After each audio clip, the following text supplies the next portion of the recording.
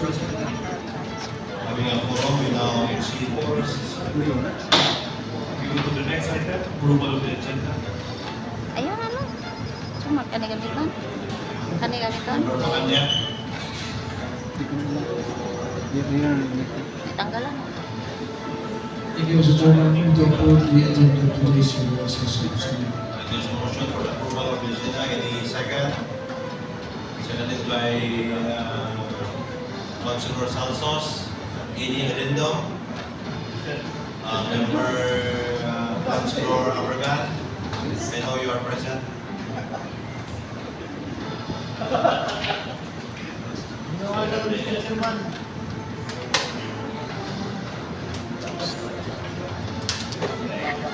Sir, kamu tuh.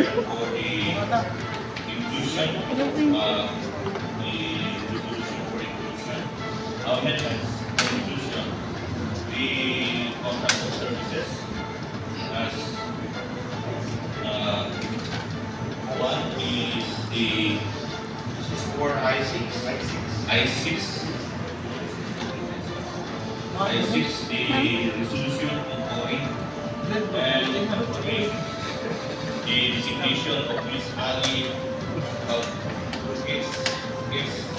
local procedure officer, operation officer, link of the city treasurer's office and as acting city treasurer, including subject to applicable government rules and regulations. And Mr. Chair, Okay, moved and seconded. Amendment for inclusion of as I7 memo for the inclusion of the I7 for the granting the mayor to sign the contract of services of Al-Saniri Mandali. Al-Saneri.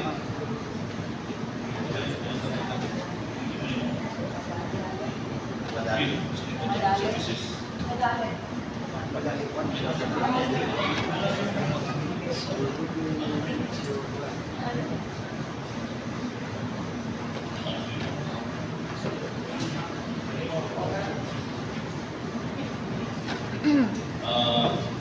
the way, let me change it to Jean Luan, Balista, and others. We assigned at Star System in Legal City, Traffic Management Office. I think Mr. Arturo Albanco is and others, I think.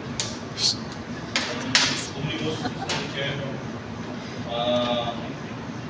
Santurin, Alcudia, and others. Now this is for 9. By 9. Antolin.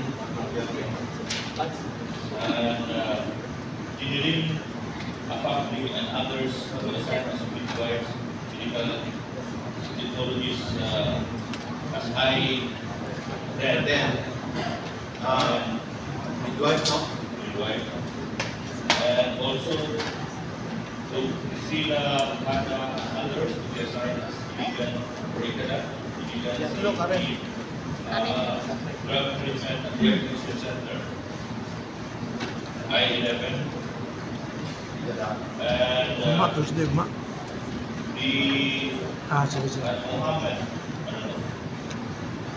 engineers of Del, Mugin, Muhammad Mustafa, Mahmoud, and the others as I-11. 12. Memo, Mr. Chair. Second. Okay, this motion duly seconded by Councilor Pananya. Amendment by Joshua. Now, with respect to the business of the day, as I K2F. This is K2F is a resolution directed all barangay officials to give priority to senior citizens' health and refrain from exposing them to hazardous or waste materials which is detrimental and prejudicial to their health condition of good health condition. Okay, Mr. Chair. Okay, there's a motion by Councilor Abergan, duly seconded by Councilor Macanya, amendment by inclusion of And the last one is the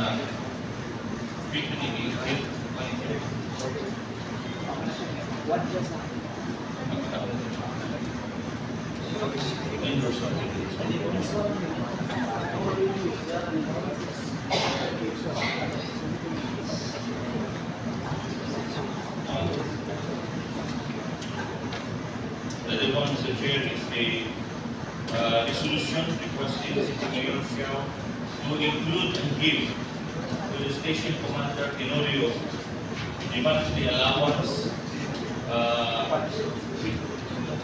for the police station 6 at Bigbilaan as a substitute of the retired commander, station commander Duran. Station 6. Station 6, no? Tenorio. Tenorio. Vladimir. Vladimir. Okay, there's a motion by Councilor Abergan, duly seconded by Councilor Macanya, amendment by inclusion of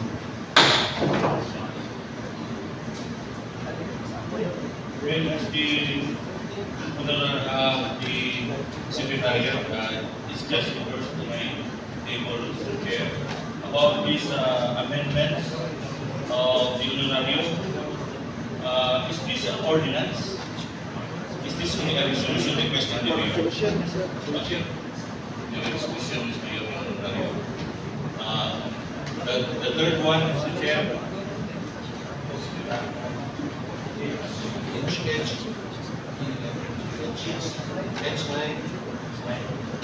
S9 is a resolution requesting the mayor to amend. It is a resolution amending this resolution number 2643, increasing the honorarium of the violence against women desk officers from 3,000 to 4,000. Mr. Chair, may I move, Mr. Chair? Okay, there's a motion by Councilor Abergan, duly seconded by Councilor Huertas, amendment by inclusion of this is 3,000 to 4.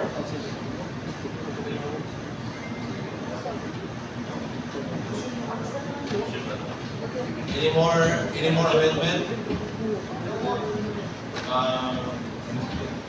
No more. First time, any motion for the approval of the agenda with amendment by Councilor Macanya.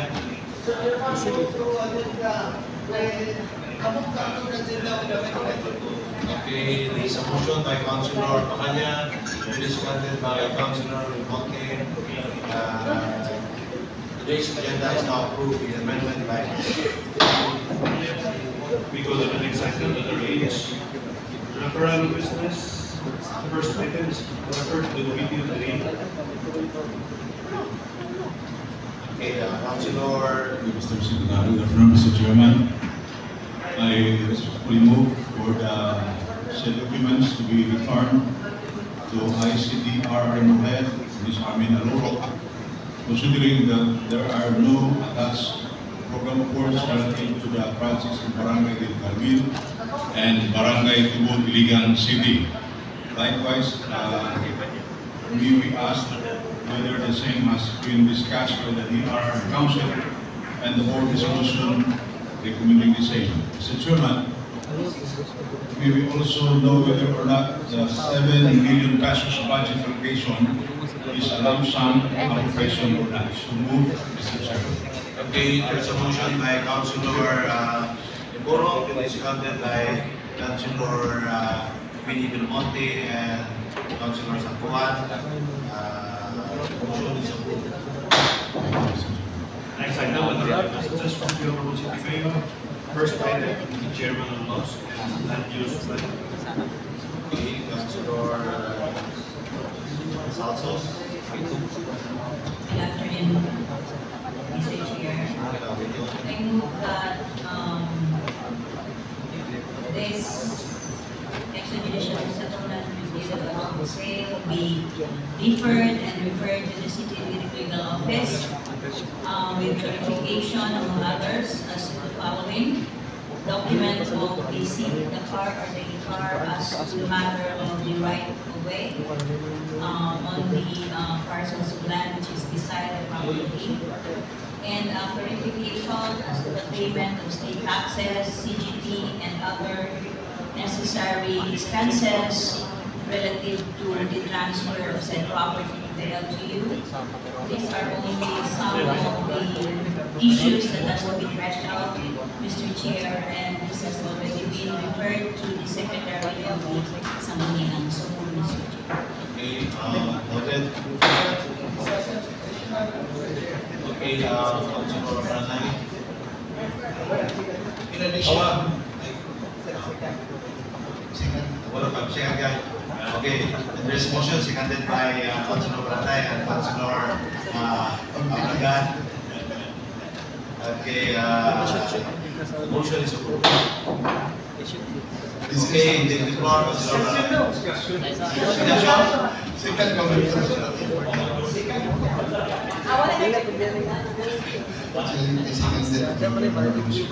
Okay. So, discussion. Discussion. In addition to the issues concerned that it is very clear that the purpose of the acquisition is for housing. So I think kinakailangan ko na ito paakot ang assessment from MGB para siya ang geological hazards assessment. And kinakailangan ko na ito i-appeal sa issue ng kinakailangan ko na i-take clearance NHA if it is really indeed suitable for housing. NGB and NHA. As we recall, ito ang syudad almost 10 years ago, nag-acquire specifically ang Miramar. Nakaganito siya clearance from NHA, ano siya clearance from MGB, and siya other mga endorsement na pwede siya humuko ng housing, pero karon nakita nato na siya mga daghang issues na mag-isulta pag-implement. So, hindi na nato gusto na mausap ito siya na pag-itabo. So, karon parang daan kanang mga issues nato ng tanghawon kung dili pa na siya baba kanang na pag-ito nato. Thank you. Sa Mirador na rin ang NHA, manigin mo sa... Yes, rules na nakapagani sila endorsement na it is ang suitability assessments of NHA. So, yes, so, una ako karon bigli lang siya nakita ko na ako na siya endorsement sa city plan it is suitable, pero ang parameters sa iyang suitability wala na ito kitanaw ang tanan. So I think it's up to ito na i-refer na yun. Ang atong tanan nga dapat na ito issues are clear before na ito palito. Thank you, Mr. Chair. Any more discussion? Clarification. So, objection, so the motion is We go to item number 2, with Committee Chairman of Transportation and Committee Laws. those, Councilor Salsos. Good afternoon, Mr. Chair. Thank you. Considering that the same has actually been endorsed to the chairperson of the Committee on Transportation, Mr. Chair, I request that the same be deferred, considering that I just look into this and I still have to study. So, Mr. Chair. There's a motion, seconded by Councilor Pranay. Any more discussion, clarification, objection? Hearing none, motion is approved. Move to item number 3, Chairman of the Laws.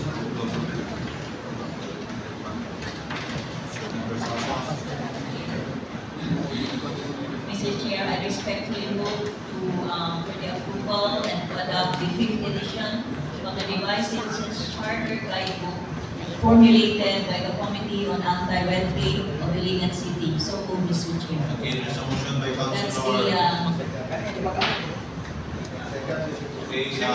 There's a motion by Councilor Salsos, duly seconded by Councilor Calanay, Councilor Imorong, and Councilor Macanya. Also, Councilor Abragan. Any discussion? Councilor Abragan? Discussion, clarification, Wala. objection. Hearing no objection. There are any further votes on this motion? The motion is approved. Next item, number 4, Committee Chair of Environment. Councilor Huertas. Ipag-check ka sa mo eh. Check ka kasi. Move to approve the renewal of San Ramon Perry of Base Asusina C. Das Marinas Coast Concession Areas of Iligan Barangay Apelinan Tanon Iligan City. So moved. Okay, there's a motion by Councilor Huertas, duly seconded by Councilor Pacanya and Councilor Abragan. Any discussion? Mr. Chair, Okay. it has been noted that this last April 2024, the application of Base Asusina was referred back to the City Environment and Natural Resources Office since last application of Base Asusina area at Barangay Apelinan for specifically explain further study and verify why the area is complete the provisionary quarry zone based on Patagon River. Then the syndrome, Mr. Chair, explained with the later first announcement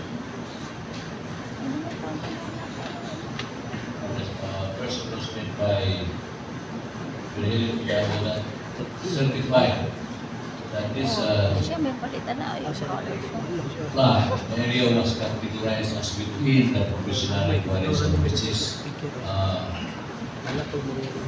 qualified for the approval of this renewal of San Ramon. Okay, thank you, Councilor Huertas. Any more discussion? Clarification? Objection? Hearing no objection. The motion is approved. Go to item number 5, Committee Chair of Environment. Okay. Thank you, Mr. Chair. Councilor Mr. Chair, Bote.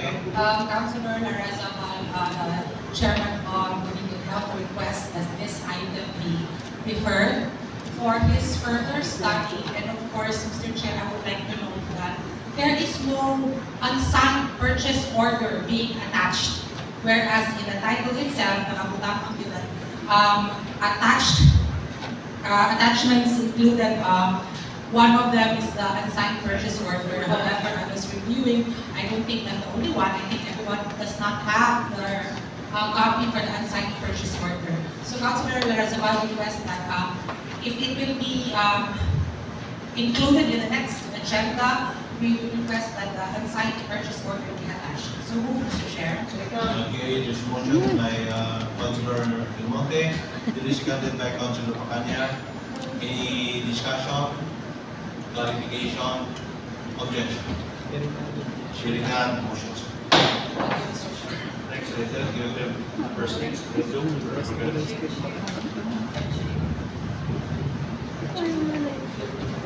Member Abragan, it's your turn. My long term. Uy! Ayaw cool! Ayaw cool! Mag-action.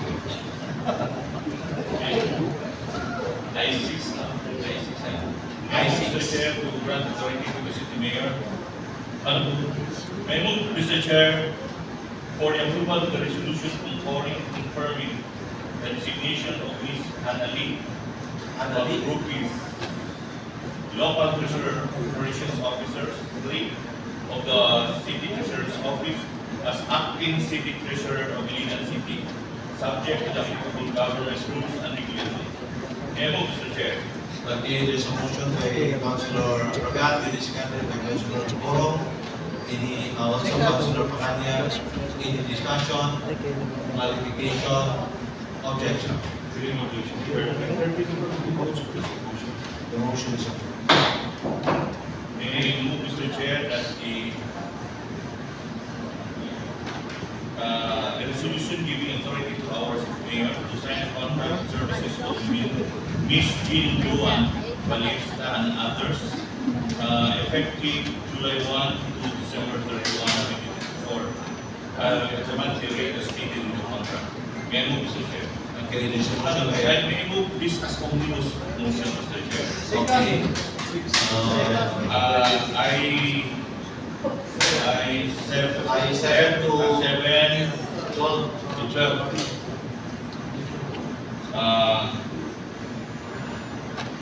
To Arturo Il Alibango and others in the same period from July 1 to December 31. With also Antolin Alcudia and others from July 1 to December 31.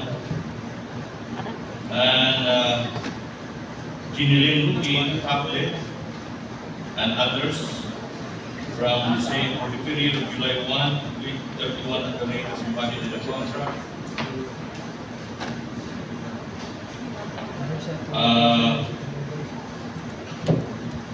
To Priscilla, Ada, and others within the period of July 1 to December 31.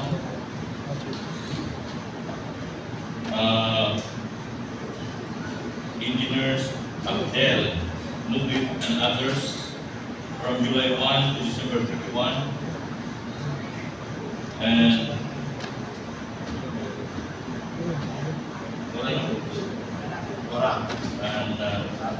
Mr. Chair. Okay, there's a motion by, there's an omnibus motion by Councilor Abragan, duly seconded by Councilor Pacanya. Any discussion? Mr. Chair, I would like to emphasize, Mr. Chair, that this is the product of our last committee hearing regarding about deadline of submitting the contract of services, because we have observed that there were delayed contract of services orders signed by the mayor because of, accordingly, allegedly, that this caused by the cause of the delay is the Sangguniang Panglungsod. Yes. And we found out that it is not the Sangguniang Panglungsod, but it is rather the end user themselves. Like for example, the city, the Boy Religious Hospital, they employed in GO there as contract of services without even deployment order. And that is a very prerequisite as required as condition precedent before the employee could work.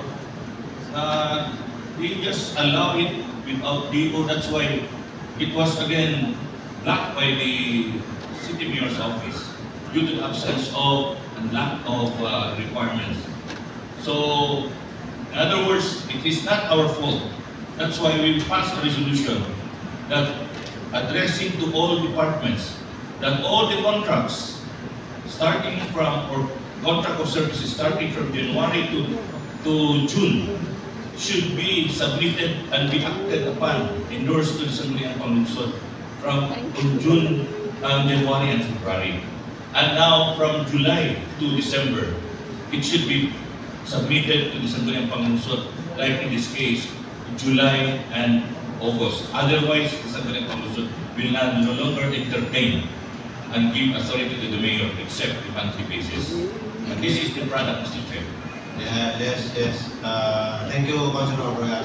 Any more discussion, clarification, objection? Hearing objection, you will. There being no votes, present on the motion. The only motion is Next item, we go to committee reports. First item, Committee Chair on Education. Councilor Monte. Thank you, Mr. Chair. Mr. Chair, I move to approve the committee report on Committee on and Education for its public hearing of a proposed ordinance entitled An Ordinance Creating and Organizing the Intensity Out of School Youth Development Alliance in the City of Iligan, providing funds therefore and for other purposes, held last May 17, 2024 at the Sangguniang Council session. So, Mr. Chair. Okay, there's a motion by Councilor Monte, and is seconded by Councilor Bacanay, Councilor Kapampangan, and Councilor Emboro. Any discussion, clarification, objection? Hearing none, the motion is approved. Thank you, Mr. Chair. Thank you, Councilor Monte. Item number 2, the Chairman of the House. Councilor Salsos. Thank you, Mr. Chair. I respectfully move for the approval of the committee report on the Committee on Laws and Good Governance on the public hearing on the proposed ordinance entitled An Ordinance Instituting the City of Iligan Halal Industry Development and Promotion Program, requiring the segregation of halal products from non-halal haram products in businesses and establishments selling or involved in the sale of halal products through halal lanes, establishing and likewise establishing the Iligan City Halal Council and for other purposes. So, Mr. Chair. Okay, there's a motion by Councilor Salsos, it is seconded by Councilor Emboro. Any discussion, clarification, objection? Hearing none, the committee report of Councilor Salsos is hereby approved. Thank you, Mr. Chair. Next item, calendar business number K. Number 2, business of the day. 3 items for Committee Chairman, Barangay Affairs.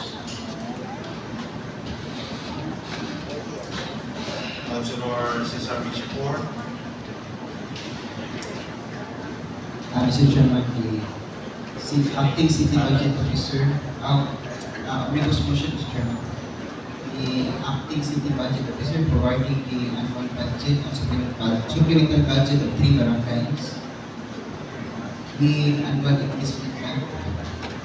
Barangay Balbulaya, supplemental budget, 900,000. Barangay Lupina,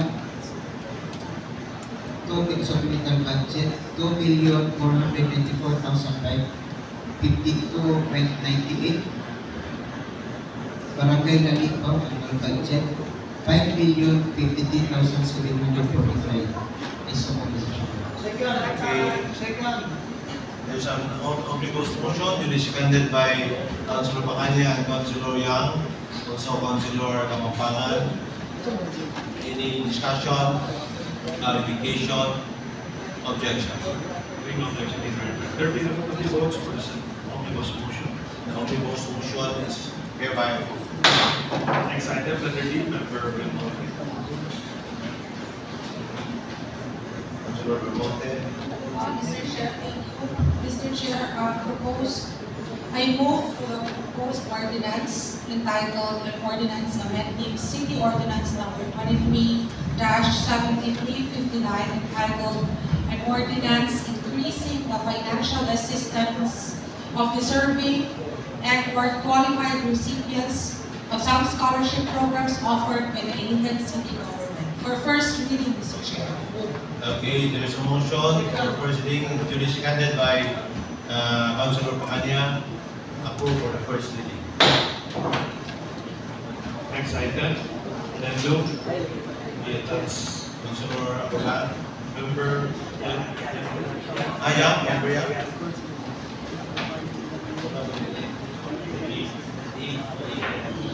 Mr. Chair, it is respectfully moved that the resolution be passed, expressing support to the Palen QRPH Funds Program by the Bangko Sentral ng Pilipinas and the Department of Interior and Local Government. So moved, Mr. Chair. Okay, there's a motion by Councilor Yang, duly seconded by Councilor Bacanya, Councilor Belmonte, Councilor Balanay, and Councilor Emboro. Any discussion? Yes, just a little discussion for the information of everyone. This Palen QR is for the digital payment, to provide digital payment and accessibility with respect to our market vendors, community shopkeepers, and tricycle operators and drivers willing to participate in the program. So if you go to our palengke or markets, you can already, like, let's say it's already evening, you don't have time to withdraw, as long as you already have this QR code, yes, which will be provided by the FSPs, financial service providers, the banks, GCash, etc. You could already pay to the vendors automatically. Okay, that's good. Sa cellphone lahat? Yeah, cell phone. So, kailangan with smart cell phone. But most of, yes, but most of our users smart cell phone are going to have it. And if ever this will be, what do we call this? This will be implemented because we will be launching this actually on July 26, not July 25 as written, July 26. And it will be the first here in Lano del Norte, Lano del Sur areas. Okay, thank you, Councilor Yang. Any more discussion, clarification, objection? Any objection, Mayor? 30 affirmative votes for this motion. The motion is approved. Next three items, addendum, Member Bergan. Member Bergan.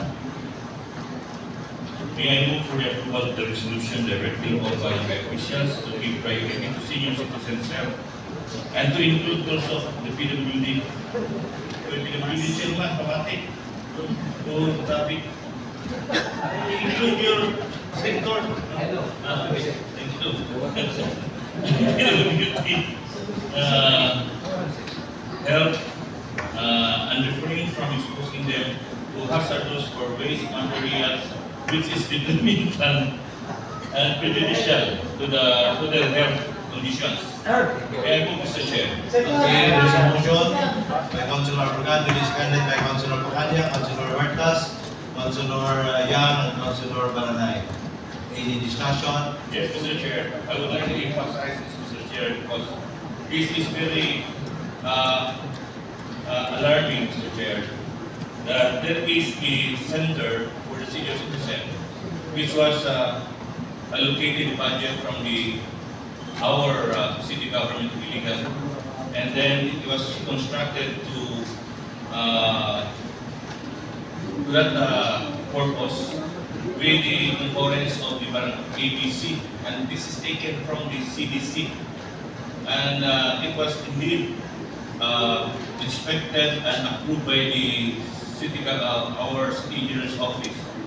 But surprisingly, after it has been constructed, but although it needs completion, there is a sudden change in the action of the barangay officials. They place waste materials beside, and in fact you can observe that this is shown in the picture. I think this is the barangay San Miguel. So you know. And this senior citizen center was constructed during the chairmanship of our then Vice Mayor Jimar Veracruz. But now it's already like before Santiago Dabsay, the really of being done with waste material. And this violates the right of and the freedom to assemble and freedom to express and to have a meeting, an association of the senior citizens. Why? They could not attend, they could not meet because of the clear nuisance which exposed them to health hazards due to the waste garbage dumped beside adjacent to their building. And therefore, it needs a direct action from the SP. That is, for the welfare of the senior citizens, we have to make our sentiment, express our opinion to prohibit them from doing the same, because that is prejudicial to the health of the senior citizens as well as other sectors. Okay, thank you, Councilor Morgan, for the information. Any more discussion? Okay, Councilor Baranay. Thank you, Mr. Chair. Medyo sa clinic. Gusto niyo patawagin ako kapitan. Yes, ipatawag ko kapitan. Actually, nato ang problema sa dili lang tungkol sa senior citizen. Kasi ganyan nato ang mga vulnerable nato ang mga ordinary na samot na mga senior citizen na PWD and nasa ato ang mga bata. No? So I think sa ato ang solusyon kailangan na i-assess na po ng balik ng ato ang mga labayanan ng basura sa bawat barangay. No, ang kailangan i-MRF. No, so I think ang ato ang joint siguro committee patawag sa mga kapitan regarding sila ang BMRF kay kita na to sa syudad na to mapasangil tipong pero ang source sa to ang basura na mungkin sa barangay. So I think kinahanglan ko na to tawag ko ng attention sa tanan mga barangay officials dili para kasapaan para pinunduman nga kinahanglan trabahoon nila ang insakto nga pagpahimutang paglalay sila ng basura. Salamat. Okay, thank you, Councilor Baranay. Any more discussion, clarification, objection? Hearing none, the motion is approved. Continue, Councilor Abragan. May I move, Mr. Chair, that a resolution be approved requesting City Mayor Frederick Siao, this is the final, to include in the city annual budget as well as supplemental budget the monthly allowance of the precinct commanders and staff in Iligan City, Iligan Police Station 6, particularly Iligan City Police Station 6. I move, Mr. Chair. Okay, there's a motion by Councilor Abragan, and seconded by Councilor Bukadia. Any discussion? Yes, Mr. Chair. Okay, discussion. We have observed, Mr. Chair, in our annual budget, there is already an allowance for other professional services. Now, with respect to the PNP, we have here the city director of PNP is receiving 8,500 per month allowance from the city government. 5 precincts commanders, that is Station 1 commanders to Station 5 commanders, 3,000 per month. 7 deputy staff, 2,005.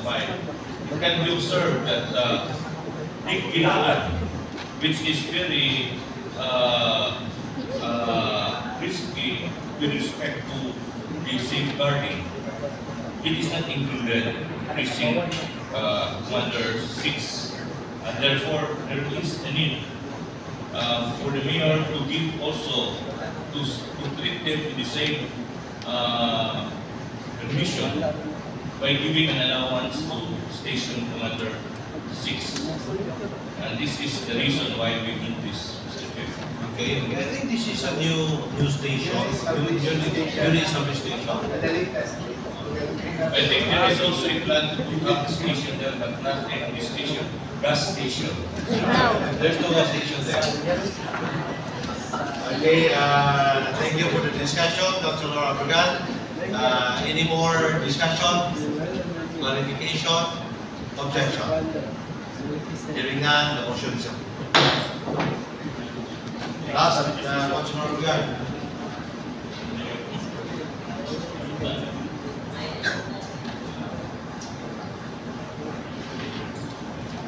Mr. Chair, I would like to move a resolution amending resolution number 23-472 regarding the increase of the honorarium of the violence against women, these officers from 3,000 to 4,000 for a period of January to December 2024. May I move, Mr. Chair? Okay, there's a motion by Councilor Abregan, duly seconded by Councilor Belmonte, Councilor Pacanya, Councilor Salsos. Okay, Councilor Iborong, any discussion, clarification, objection? Hearing none, the motion is approved. Thank you, Mr. Chair, please. Thank you, Councilor Abregan. We go back to item number 3, measures in second and third reading. Member Santos. Member Salsos. Thank you, Mr. Chair. Mr. Chair, I pray for the approval for second reading of the proposed ordinance. An ordinance instituting the City of Iligan Halal Industry Development and Promotion Program, requiring the segregation of halal products from non-halal, haram products in businesses and establishments selling or involved in the sale of halal products through halal lanes, establishing the Iligan City Halal Council and for other purposes. So move, Mr. Chair. Okay, there's a motion by Councilor Salsos, duly seconded by Councilor Iborong, Councilor Pacanya, Councilor Yang, and Councilor Palanay. Any discussion, clarification, objection? Hearing no objection, there will be votes for this ordinance on second reading. Okay, approved for the second reading. Thank you, Mr. Chair. In like manner, with the approval for the second reading, may I move for the approval for third and final reading for the same ordinance, Mr. Chair. So Okay. move, Mr. There's a Chair. motion by Councilor Salsos, duly seconded by Councilor Pacanya and Councilor Huertas. Any discussion, clarification, objection? Hearing no objection, there will be votes for this ordinance on third reading. Thank you, Mr. Chair. The motion is approved for the third reading. We go to the next item, that are privilege are. Privilege hour. Hearing none, we go to the next information hour. Hearing none, we go to the next question hour. Next announcement. Our next session will be on July 9 at the same time. Here at 7 Nothing more on the table, Mr. Chair. Okay, any motion for adjournment? Okay, this motion by Councilor Maranay, finished by Councilor Pacanya,